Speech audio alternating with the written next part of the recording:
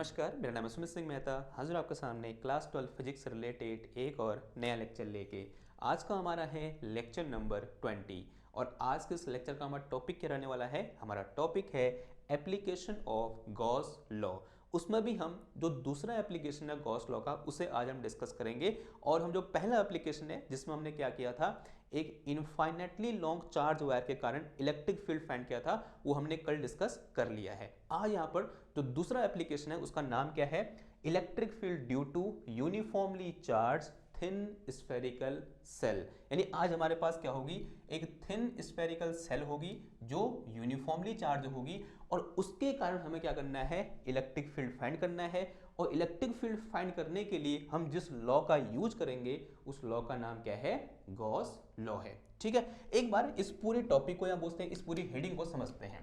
क्या है, हमारे पास थिन स्फेरिकल सेल है, यानी मेरे पास एक स्फेरिकल शेप की इस तरह से सेल है।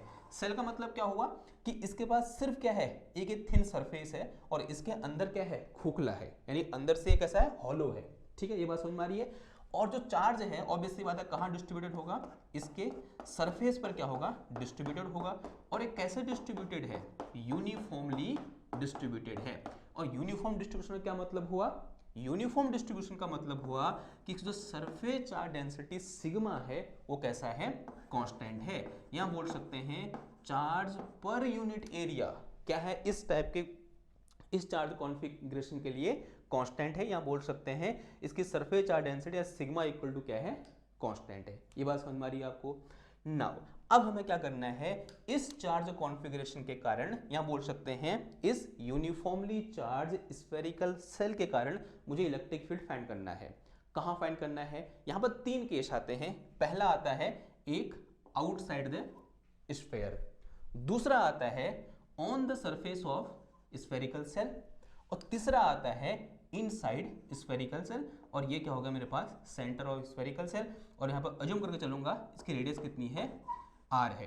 यानी यहाँ तो मुझे पॉइंट 1 पर निकालने को बोलेगा, या मुझे पॉइंट 2 पर निकालने को बोलेगा, या मुझे पॉइंट 3 पर निकालने को बोलेगा। जो पॉइंट 1 है वो कहाँ है, आउटसाइड द स्फेरिकल सेल।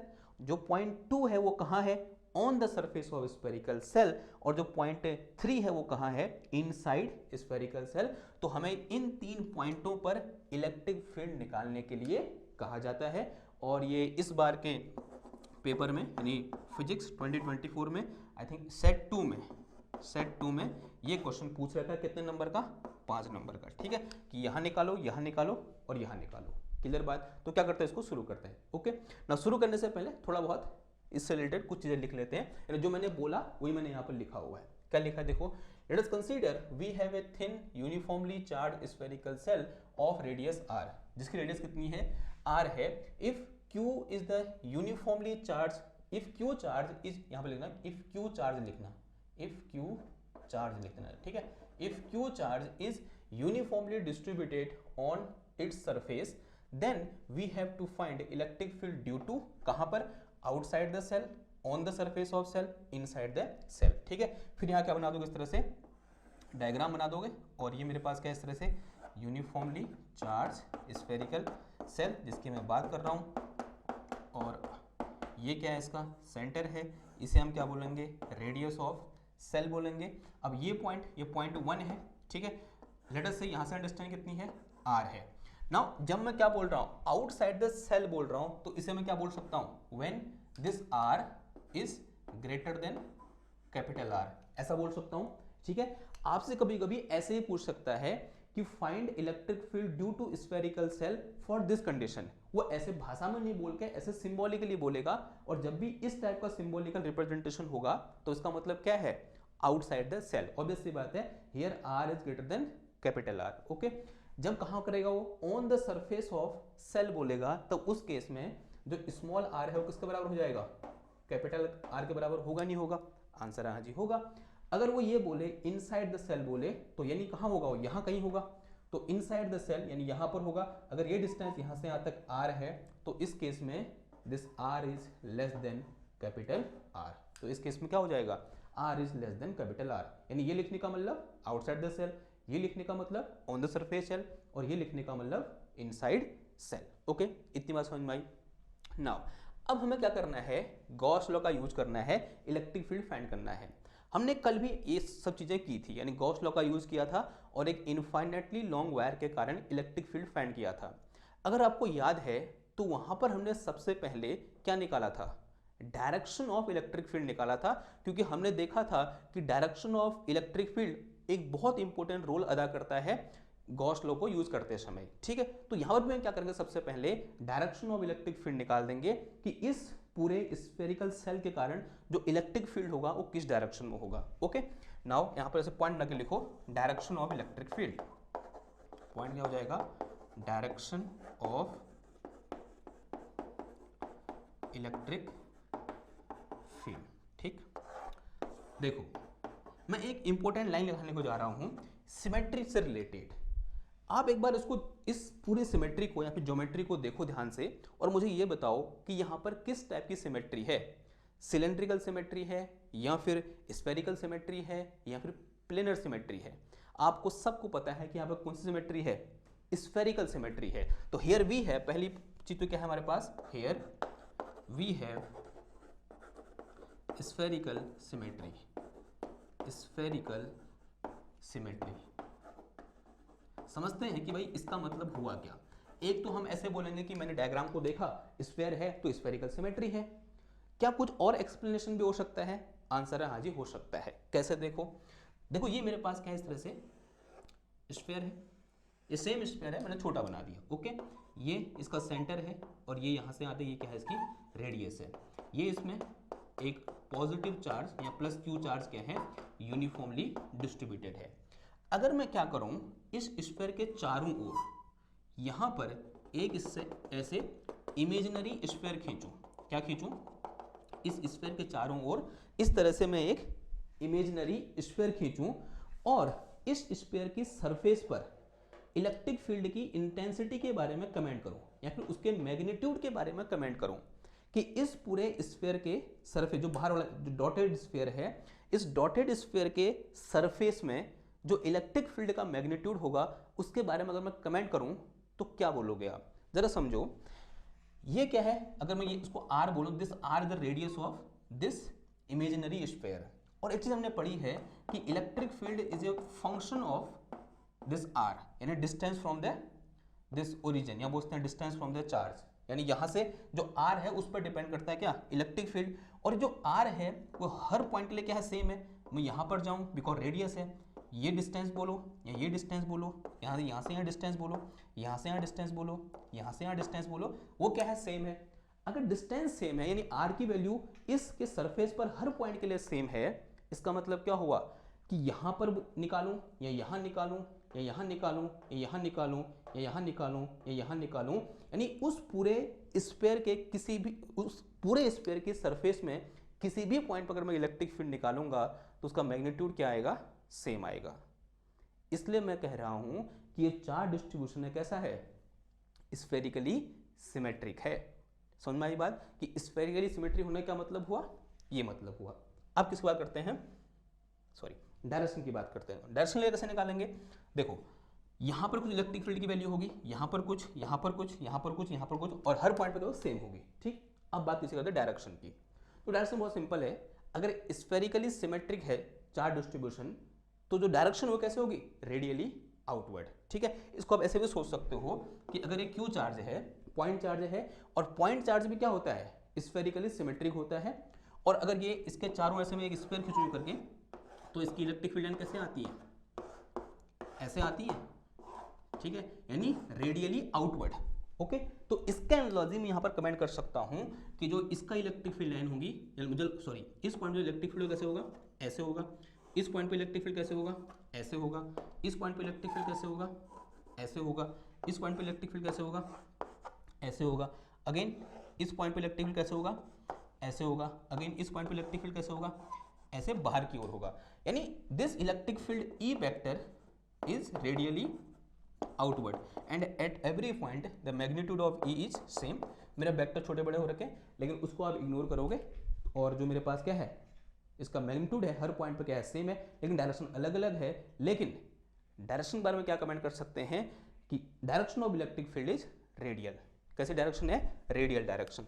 तो यहाँ पर हम लिख सकते हैं, उसको मिटा रहा हूँ, और ये बहुत इंपॉर्टेंट है डायरेक्शन को समझना, तभी आप गॉस लॉ को आसानी से लगा सकते हैं। तो डायरेक्शन इज रेडियली आउटवर्ड। तो direction of electric field, outward नहीं बोलेंगे, सिर्फ रेडियल बोलेंगे। आउटवर्ड होगी और इनवर्ड होगी वो इस बात पर डिपेंड करेगा कि यहाँ पर चार्ज डिस्ट्रीब्यूशन कैसा है, पॉजिटिव है या नेगेटिव है। Direction of E vector is radial, कैसी है, रेडियल है। ओके, नाउ अगर मेरे पास q इज लेस देन 0 है, q लेस देन 0 का मतलब नेगेटिव है, इस केस में e क्या होगा मेरा, e विल बी कहाँ की ओर, देखो अगर पॉजिटिव है, पहले पॉजिटिव ले लेते हैं, if q is greater then 0 यानी पॉजिटिव है, तो उसमें कहाँ को है, रेडियली आउटवर्ड। तो direction will be radially outward, radially outward. अगर ये क्या हो, लेस देन 0 हो, तो ऑब्वियसली बात है इलेक्ट्रिक फील्ड एंड ऐसे आएंगे इधर की ओर, तो कैसे हो जाएगा, ये रेडियली इनवर्ड हो जाएगा। तो electric field E will B radially inward. ये बहुत इंपॉर्टेंट चीज है, ठीक, समझ में आ गई इतनी बात। अगर डायरेक्शन समझ में आ गया, अब क्या करते हैं, मैग्नीट्यूड फाइंड करते हैं। Now calculation for magnitude of E, magnitude of E vector यानी इलेक्ट्रिक फील्ड का मैग्नीट्यूड। तो यहां पर तीन केस है मेरे पास, पहले फर्स्ट वाला केस ले लेता हूं, कहां पर, outside the shell, outside the shell, और ये पॉइंट क्या है मेरे पास, R greater than capital R, ठीक है। तो अगेन अज्यूम कर लेंगे कि मेरे पास क्या है, इस तरह से एक स्फेरिकल सेल है, ये यही वाला सेल है, यहाँ बड़ा बना रखा है, यहाँ छोटा बना दिया, ठीक। तो और ये क्या है, इसका सेंटर है, इसकी रेडियस कितनी बोल दी मैंने, आर बोल दी। इस पर क्यू चार्ज यूनिफॉर्मली डिस्ट्रीब्यूटेड है, जैसा कि हमने जो फर्स्ट में कमेंट किया था उसमें लिखा भी है, कितना चार्ज, क्यू चार्ज। और हमें क्या करना है, इसकी सेंटर से आर डिस्टेंस पर किसी पॉइंट पी पर इलेक्ट्रिक फील्ड की इंटेंसिटी फाइंड करनी है। ये बात समझ में आ रही है आपको। नाउ अब पहला स्टेप क्या होगा, पहला स्टेप होगा गॉस लगाना है, तो सबसे फ्लक्स निकालेंगे, कितना फ्लक्स इससे बाहर निकल रहा है। अब गॉस लॉ लगाने के लिए हमें एक गॉसियन सरफेस का सिलेक्शन करना पड़ेगा। हमने पढ़ा था, जब हमने गॉस लॉ पढ़ा था, कि जब कभी भी स्फेरिकल सिमेट्री होगी तो गॉसियन सरफेस कैसा लेंगे, हम स्फेरिकल लेंगे। वैसे ले कुछ भी सकते हैं, लेकिन स्फेरिकल लेने से हमारे कैलकुलेशन आसान हो जाएंगी। तो मैं क्या कर रहा हूं, यहां पर एक गॉसियन सरफेस ले रहा हूं। अब दूसरा इंपॉर्टेंट पॉइंट ये है, मैं गॉसियन सरफेस कहां पर लूंगा और कैसे लूंगा। पहली बात समझ में आ गई, स्फेरिकल लूंगा, दूसरा कैसे लूंगा। मैं गॉसियन सरफेस इस तरह से लूंगा, अभी मैं ये बोलूंगा कि जो स्फेरिकल गॉसियन सरफेस है उसको मैं ऐसे लूंगा कि उस स्फेरिकल गॉसियन सरफेस की सरफेस कहां से पास हो, उस पॉइंट से पास हो जिस पॉइंट पर मुझे इलेक्ट्रिक फील्ड फाइंड करना है। यानी वो सरफेस, उस गॉसियन सरफेस की सरफेस ऐसे इस पॉइंट पी से होकर जानी चाहिए। ओके, तो इस तरह से मैं क्या करूंगा, अपनी गॉसियन सरफेस को सेलेक्ट करूंगा। तो this is my Gaussian surface. ये जो मेरे पास इस तरह से एक सरफेस दिख रही है स्फेरिकल, ये क्या है, हमारी गॉसियन सरफेस है। तो this is my Gaussian surface. Okay, समझ में आई बात। इसका शेप कैसा है, स्फेरिकल शेप का है, और इस गॉसियन सरफेस की रेडियस कितनी है, आर है। ध्यान देना बात को, small r is radius of Gaussian surface and capital R is radius of this spherical shell. You have to, मतलब इसको दिमाग में रखे रहना। अब क्या करेंगे, हम इस गॉसियन सरफेस से निकलने वाला टोटल फ्लक्स फाइंड कर देंगे। तो flux passing through Gaussian surface, Gaussian surface क्या होता है फॉर्मूला, हमने फॉर्मूला पढ़ा हुआ है कि phi is equal to integration E dot d A, ये फॉर्मूला होता है भाई। ओके, नाउ अब क्या करेंगे, जो डी ए है वो क्या होता है, एक छोटा सा एरिया एलिमेंट। तो इस गॉसियन सरफेस में यहाँ पर इस पॉइंट पर, किसी भी पॉइंट पर ले सकता हूँ, मैं इस पॉइंट पर ले रहा हूँ, मैंने एक छोटा सा क्या अज्यूम कर लिया, यहाँ पर एरिया एलिमेंट इस तरह से अज्यूम कर लिया। अभी एरिया एलिमेंट क्या है, गॉसियन सरफेस पर है, और गॉसियन सरफेस कैसी है, स्फेरिकल है। और स्फेरिकल सरफेस में जो एरिया वेक्टर होता है कैसे होता है, रेडियली आउटवर्ड। यानी यहां पर जो एरिया वेक्टर आएगा कैसे आएगा, ऐसे आएगा। तो this is my D A vector. दिख रहा है आपको, ये दिख रहा है डी ए वेक्टर, छुप तो नहीं गया ना, ठीक है, इधर की ओर है डी ए वेक्टर ऐसे, यानी रेडियली आउटवर्ड। अब यहाँ पे इलेक्ट्रिक फील्ड कहाँ की ओर होगा बताओ, अभी लिखा है रेडियली आउटवर्ड, यानी इस पॉइंट पे इलेक्ट्रिक फील्ड भी कहाँ की ओर होगा, इधर की ओर। अब देखो साफ साफ दिख रहा है angle between electric field and area vector is equal to कितना है, 0 है, यानी ई और डी ए के बीच का एंगल कितना है, 0 है। तो यहाँ से मेरे पास फाई इक्वल टू कितना आ गया, integration E d A cos 0 ऐसा आया। कॉस 0 कितना होता है भाई, बच्चा बच्चा जानता है, कॉस 0 1 होता है, तो कितना आ जाएगा ये ई डी ए। ऐसा मैं क्यों लिख पाया, बिकॉज कॉस 0 इक्वल टू 1। अब देखो बहुत इंपॉर्टेंट चीज, ये जो ई है ना, इस पूरी सरफेस में क्या होगा, कांस्टेंट होगा किसी भी पॉइंट पर, बिकॉज सेम रीजन कि स्फेरिकली कैसा है, सिमेट्रिक है। अगर यहां पर ई हर पॉइंट पर क्या है, सॉरी सेम है, तो this E will come out from integration, और we can say we can treat E as a constant and it will come out from integration. तो निकाल दो फिर बाहर। अगर मैं ई को बाहर निकालूंगा क्या बच जाएगा इंटीग्रेशन के अंदर, फाई इज इक्वल टू ई बाहर आ गया, अंदर कितना बच गया, इंटीग्रेशन ऑफ डी ए बच गया भाई, ठीक है। अब इसको फर्दर सॉल्व करो। देखो डी ए क्या है, इस छोटे से एरिया एलिमेंट का एरिया है। अब मैं क्या कर रहा हूं, उस डीए को मतलब जितने भी डीए यहां पर होंगे इस पूरी सरफेस में, उन सबको ऐड कर दे रहा हूं मैथमेटिकली। इंटीग्रेशन का यही मतलब होता है। अब इन सबको मैं ऐड करूं तो क्या आएगा, surface area of this spherical shell, और we can say surface area of this Gaussian surface. ध्यान देना बात, surface area of Gaussian surface निकल के आएगा अगर मैं इस इंटीग्रेशन को सॉल्व करूंगा। और इसका सरफेस एरिया कितना होगा, 4 पाई आर स्क्वायर। तो सिंस यहां लिखो जो इंटीग्रेशन ऑफ डी ए होगा किसके बराबर होगा, 4 pi small are capital R. यही कंफ्यूजन होता है, यहीं पर आपका दिमाग खाएगा ये स्मॉल आर का स्क्वायर, क्योंकि किसका एरिया है, ये गॉसियन सरफेस का एरिया है, न कि इस स्फेरिकल सेल का, ठीक है। ओके, अगर इतना आ गया, अब एक काम करो, ये वैल्यू यहाँ से थोड़ा पुट कर दो, तो फाई इज इक्वल टू कितना आ जाएगा, E into 4 pi r square. Now set this sum equation number 1। Now using Gauss law, Gauss law, what we have net flux passing through any Gaussian surface is equal to q enclosed divided by epsilon naught। अब बताओ फिर इस Gaussian surface ने कितना charge enclose कर रखा है, जितना चार्ज इस स्फेरिकल सेल के पास है, कितना चार्ज, q चार्ज, ठीक है। So this phi will be equal to q enclose, since q enclose equal to कितना है, स्मॉल q के बराबर है, तो स्मॉल q अपॉन कितना आ जाएगा, epsilon naught. Set is some equation number 2। Equating equation 1 and 2, equating equation 1 and 2, what we get e into 4 pi r square, this will be equal to q upon epsilon naught। Okay, because दोनों का क्या है, left hand side same है, तो right hand side भी क्या होगा, same होगा। तो यहाँ से मेरे पास e इक्वल टू कितना आ गया, q upon 4 pi r square epsilon not. तो this is formula of electric field due to this spherical shell at a point r greater than capital R। और इसको थोड़ा सा बेहतर तरीके से लिख दूं मैं, देखो e इक्वल टू कितना आ जाएगा, ये 1/4 पाई एप्सिलॉन नॉट, और ये कितना आ जाएगा इनटू में q divided by r square. आहा, ये फॉर्मूला तो देखा देखा लग रहा है, जरा देखो इसको, क्या है ये, q equal to 1/4 pi epsilon naught, e equal to 1/4 pi epsilon not q by r square. This is same formula which we discussed for a electric field due to a point charge. यानी ये formula वही है जो हमने किसके लिए discuss किया था, electric field due two point charge के लिए डिस्कस किया था।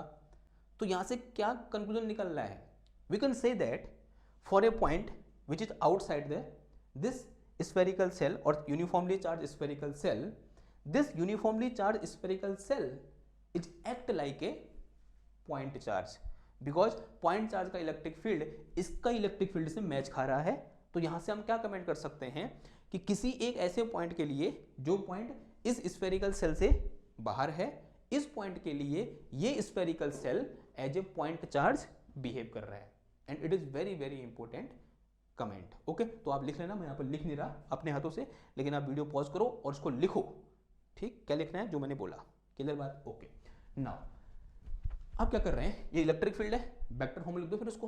तो इन vector form in vector form. Vector form में क्या हो जाएगा, देखो इलेक्ट्रिक फील्ड के ऊपर वेक्टर लगाओगे पहली बात तो, और यहाँ डायरेक्शन लिखनी पड़ेगी, और डायरेक्शन हमने डिस्कस किया कैसे है, रेडियली आउटवर्ड, यानी किसकी डायरेक्शन में, आर कैप की डायरेक्शन में। Here r cap is unit vector in radial direction. R cap क्या है, unit vector in radial direction. Okay, इस डायरेक्शन में यूनिट वेक्टर, क्लियर बात। तो दिस इज फॉर केस 1, यानी आउटसाइड द स्फेरिकल सेल। अब कहां पर आते हैं, ऑन द सरफेस। दूसरा आ जाओ सेकंड पार्ट में, on the surface of shell, surface of shell. जब मैं सरफेस ऑफ सेल बोल रहा हूं तो सरफेस ऑफ सेल बोलने का मतलब क्या हुआ कि मैं कहां पर बात करना चाह रहा हूं, for r equal to capital R पर बात करना चाह रहा हूं। देखो एक तरीका तो यह है मैं पूरी कैलकुलेशन करूं इसके लिए, दूसरा तरीका क्या है, मैं सिंपल इस इक्वेशन में, कुछ इक्वेशन नंबर 2 हो गया था, इसे 3 बोल दो।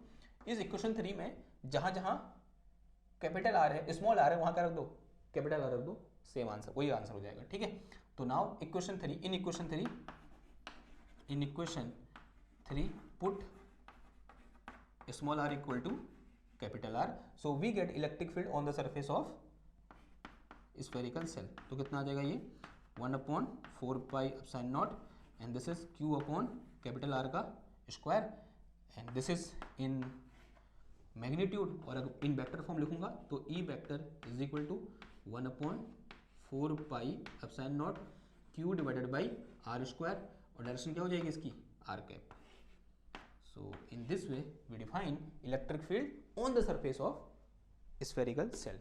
ओके, नाउ अब कहाँ लिखेंगे बताओ, अब लिखो लास्ट वाला, inside the shell, which is very very important. ये बहुत इंपॉर्टेंट है भाई, ये थोड़ा सा यहाँ पर आपको यहाँ पर अनएक्सपेक्टेड रिजल्ट देखने को मिलेगा, या फिर अनएक्सपेक्टेड बातें सुनने को मिलेंगी। आपका क्या विचार कहता है कि inside the shell electric field कितना होगा, पहले एक कमेंट कर लो और फिर देखते हैं कितना वो कमेंट सही हो पाता है। मेरा सेल है जो मैंने डायग्राम बनाया था, उस सेल के अंदर कितना इलेक्ट्रिक फील्ड होगा ये हमें प्रिडिक्ट करना है, बताना है। कमेंट करो उसके बारे में, तभी तो मजा आएगा ना, खेल खेलो। तो कमेंट आपने कर दिया, मैं मान लेता हूं कमेंट कर दिया, और मैं यहां पर थर्ड पॉइंट लिखने को जा रहा हूं, इनसाइड सेल। इनसाइड सेल, और इनसाइड सेल कहने का मतलब हुआ कि r is less than capital R. Again मेरे पास इस तरह से क्या होगा, एक charged uniformly charge spherical shell होगा, ठीक है, और ये इसका सेंटर है, इसमें प्लस क्यू चार्ज यूनिफॉर्मली क्या है इसके सरफेस पर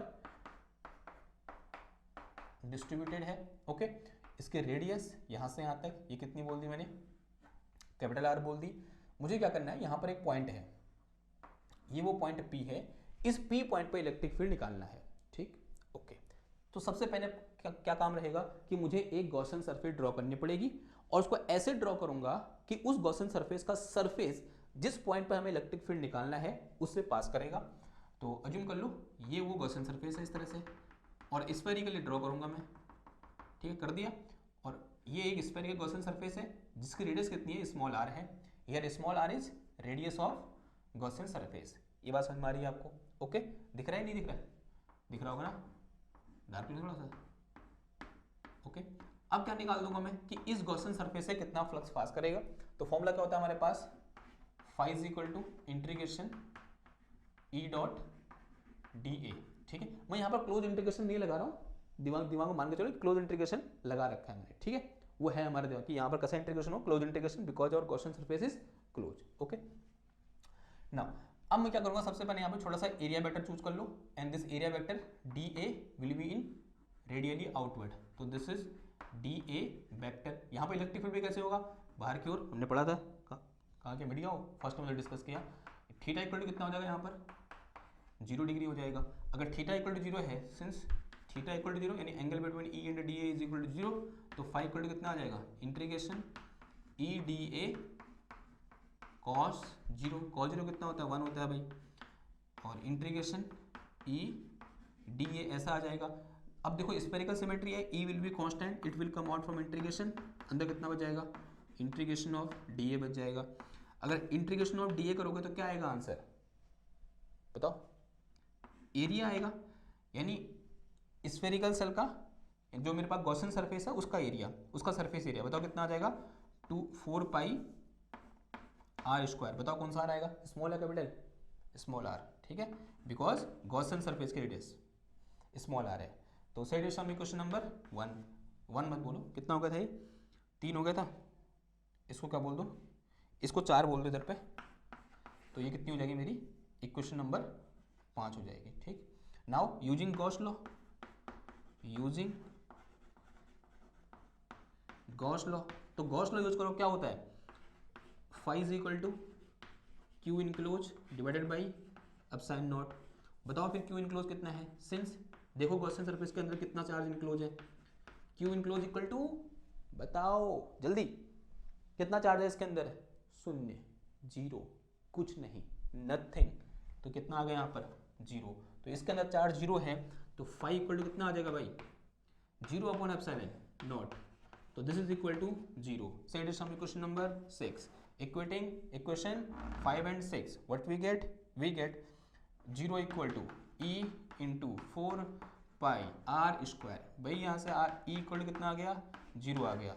सो दिस शो दैट कि inside the spherical shell electric field is 0, electric field कितना है, 0 है। अब मुझे ये बताओ आप लोगों में से किस किस ने सोचा था कि अंदर इलेक्ट्रिक फील्ड 0 होगा, क्लियर, ओके, तो inside the spherical shell electric field is 0, clear है इतनी बात। And it is very very important discussion, मैंने कहा भी था लेक्चर के फर्स्ट में कि ये क्वेश्चन इस बार आया है तो अगली बार भी आने की संभावना है।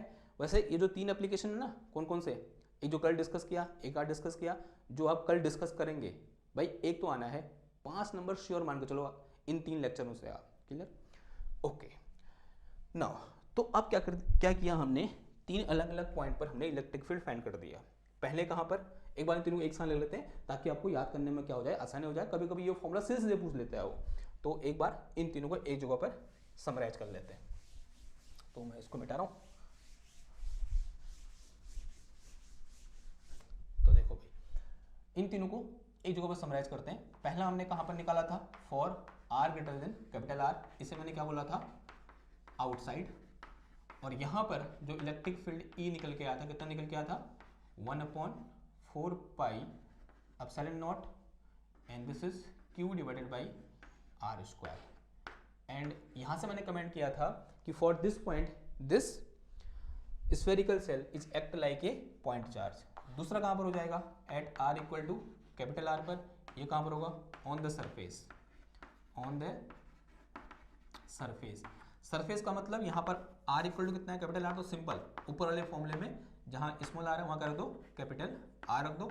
मैंने वहाँ बोला भी था आप इसको पूरा जो मेथड हमने इसके लिए किया था उससे भी निकाल सकते हो, लेकिन उतना लंबा क्यों जाना हो रहा है जब मेरे पास ये फॉर्मूला है, तो ये कितना आ जाएगा यहाँ पर आर स्क्वायर आ जाएगा। और थर्ड जो पॉइंट है वो मेरे पास क्या है, for r less than capital R, यानी inside shell, inside this shell. और जो हमारा थोड़ा सा अनएक्सपेक्टेड था, आप में से कितनों का प्रेडिक्शन सही हुआ मुझे नहीं पता, लेकिन आप नीचे कमेंट कर सकते हो। यहाँ इलेक्ट्रिक फील्ड कितना निकल के आया था, 0 निकल के आया था, 0 निकल के आया था। ठीक, अब इन चीजों को रिमेंबर करने के लिए हम ग्राफ बना सकते हैं, graph between E and r, और ये ग्राफ भी बहुत इंपॉर्टेंट है, एमसीक्यू में ये ग्राफ पूछा जाता है भाई। This is important graph, E versus r, E और आर के बीच का ग्राफ। देखो यहाँ पर आर इक्वल टू कितना है, 0 है। देखो आर की वैल्यू बढ़ेगी बढ़ेगी बढ़ेगी बढ़ेगी बढ़ेगी बढ़ी, और एक ऐसा पॉइंट आएगा जहां पर small r equal to small होगा, कैपिटल आर के बराबर होगा। और इससे अगर मैं इधर को जाऊंगा, राइट को जाऊंगा, तो r greater than capital R होगा, इससे लेफ्ट आऊंगा तो r less than capital R होगा। ठीक है, और जब मैं r less than capital R पर हूँ, यानी यहाँ पर हूँ, तो इसकी वैल्यू कितनी है भाई, 0 है। और जब मैं आर से बड़ा हूँ तो इसकी वैल्यू कितनी है, ये है। यानी ये जो वैल्यू है वो इलेक्ट्रिक फील्ड की कौन सी वैल्यू है, मैक्सिमम वैल्यू है। ठीक है, तो अगर आपसे पूछे कि electric field due to spherical thin shell के कारण जो इलेक्ट्रिक फील्ड की मैक्सिमम वैल्यू कहाँ पर होती है, तो आंसर क्या होगा, उसकी सरफेस पर होती है, जिसकी वैल्यू कितनी होती है, इतनी होती है। क्यों, क्योंकि जब मैं इधर को गया तो ये 0 हो गया, जब मैं इससे इधर को आया तो ये इतना हो गया, तो ऑब्वियसली बात है मैक्सिमम कहाँ पर होगी, यहाँ पर। क्लियर, बिकॉज 1/r स्क्वायर के साथ आर बढ़ेगा तो ये घटेगा ना, तो घटेगा तो ये क्या होगा, मैक्सिमम होगा। तो दिस इज मैक्सिमम वैल्यू, जो कहाँ पर है, यहाँ पर है। लेट अस से मैक्सिमम वैल्यू कितनी है, इतनी है। ओके, यहाँ कितनी है, ये 0 है, यहाँ से लेकर यहाँ तक 0। ई की वैल्यू आर बढ़ेगा लेकिन ई नहीं बढ़ेगा, लेकिन जैसे यहाँ पहुँचेगा इसकी वैल्यू कितनी हो जाएगी, इतनी हो जाएगी। और यहाँ पर this is E for small r equal to capital R. अब इसके बाद क्या होगा फिर बताओ, इसके बाद 1/r स्क्वायर के साथ डिक्रीज करेगा बिकॉज इनवर्सली प्रोपोर्शनल है। तो 1/r स्क्वायर ग्राफ आएगा, और 1/r स्क्वायर ग्राफ ऐसे होता है। ठीक है, तो आपको याद करना पड़ेगा। इस रीजन में क्या है, this E is inversely proportional to 1/r square. इस रीजन में क्या है, ई इक्वल टू 0। यहाँ पर ई इक्वल टू कितना है, इतना है। ठीक है, तो this is graph and this graph is important. भाई लिख लो यहाँ पर, इंपॉर्टेंट पूछ ले जाता है ये। ओके, तो ये क्या था, आज का हमारा लेक्चर था। आई होप आपको समझ में आया होगा। अब आने वाले लेक्चर में क्या डिस्कस करेंगे हम, electric field due to a plane sheet. ठीक है, प्लेन शीट भी बहुत इंपॉर्टेंट है। ओके, और इससे पिछला लेक्चर देख लेना। ठीक है, फिर चले बाय। तो अगर लेक्चर आपको पसंद आया, मतलब जो कहता हूँ रोज़ फिर से कह देता हूँ, अगर आपको ये लेक्चर पसंद आया है और आपको लगता है कि आपकी लाइफ में कुछ वैल्यू ऐड करता है, आपको पढ़ाई में कुछ मदद हुई, तो इस चैनल को लाइक करो, शेयर करो, सब्सक्राइब करो, नीचे कमेंट करो कि आपको ये लेक्चर कैसा लगा, क्योंकि इससे चैनल ग्रो करता है। ठीक है, तो मैं मिलता हूँ आपसे नेक्स्ट क्लास में एक और नए टॉपिक के साथ। तब तक थैंक यू, धन्यवाद, बाय बाय।